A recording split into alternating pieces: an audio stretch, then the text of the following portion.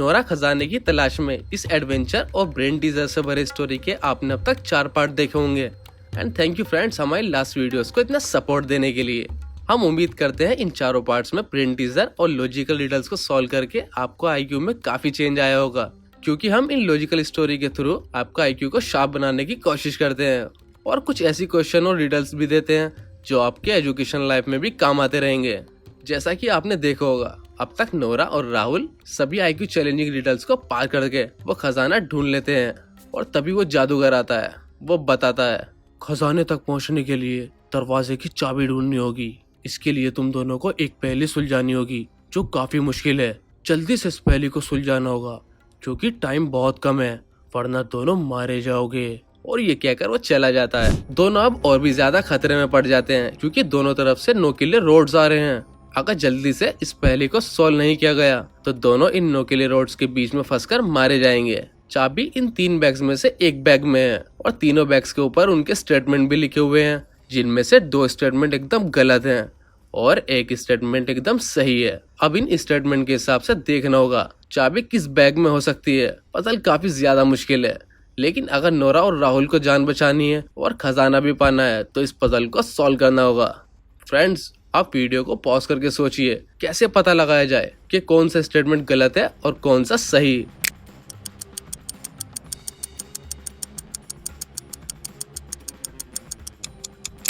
चलिए फ्रेंड्स, देखते हैं दोनों ने मिलकर इस पहेली का कैसे सॉल्यूशन निकाला।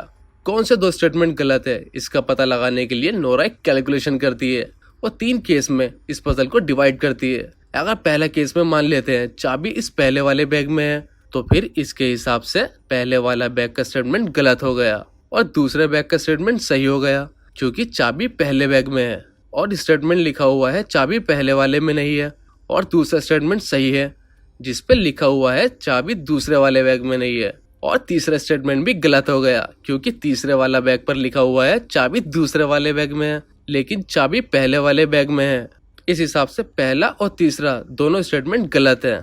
दूसरे केस में मान लेते हैं चाबी दूसरे वाले बैग में है। अब इस हिसाब से पहला स्टेटमेंट तो सही हो गया और दूसरा गलत हो गया और तीसरा स्टेटमेंट भी सही है। तीसरे केस में मान लेते हैं चाबी तीसरे बैग में है। इस हिसाब से पहले बैग का स्टेटमेंट सही है और दूसरे बैग का स्टेटमेंट भी सही है, लेकिन तीसरे बैग का स्टेटमेंट गलत है क्योंकि थर्ड स्टेटमेंट कहता है चाबी दूसरे वाले बैग में है, लेकिन हमारे हिसाब से चाबी तो थर्ड में है, इसलिए तीसरा स्टेटमेंट गलत है। अब अगर फर्स्ट केस और सेकंड केस और थर्ड केस सभी को मिलाकर देखते हैं तो फर्स्ट वाले केस में 2 स्टेटमेंट गलत हैं और दूसरे केस में 2 स्टेटमेंट सही हैं और तीसरे केस में भी 2 स्टेटमेंट सही है और पजल के हिसाब से 2 स्टेटमेंट एकदम गलत थे और एक स्टेटमेंट सही। इसलिए तीनों केस में से फर्स्ट वाला केस में ये कंडीशन बन रही है, पहला केस सही है जिसमें नोरा ने माना था चाबी इसमें हो सकती है। नोरा जल्दी से फर्स्ट बैग चुनती है, चाबी उसी के अंदर होती है और चाबी लेकर नोरा खजाने वाला दरवाजा ओपन कर देती है। ओपन होते ही वो नोकीले रोड्स भी गायब हो जाते हैं। दोनों बहुत ज्यादा खुश होते हैं,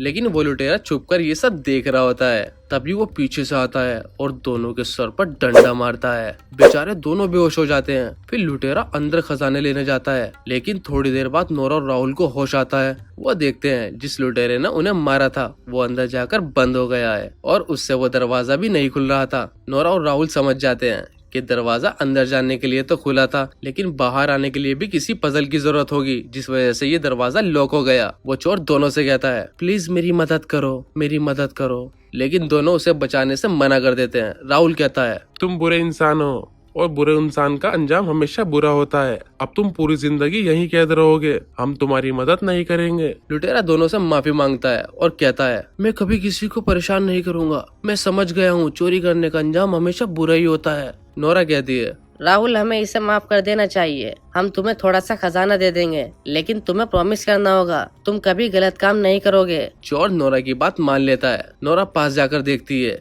ये क्या पजल है। ध्यान से समझने के बाद नोरा इसे एकदम सॉल्व कर देती है। लेकिन कैसे फ्रेंड्स, आपको भी इसे पजल को देखना चाहिए और सॉल्व करना चाहिए। ये बड़ी इंटरेस्टिंग और इजी पजल है, इसे तो आप सॉल्व कर ही सकते हैं। नोरा के आंसर से पहले वीडियो को पॉज कीजिए और अपना आंसर कमेंट में कीजिए।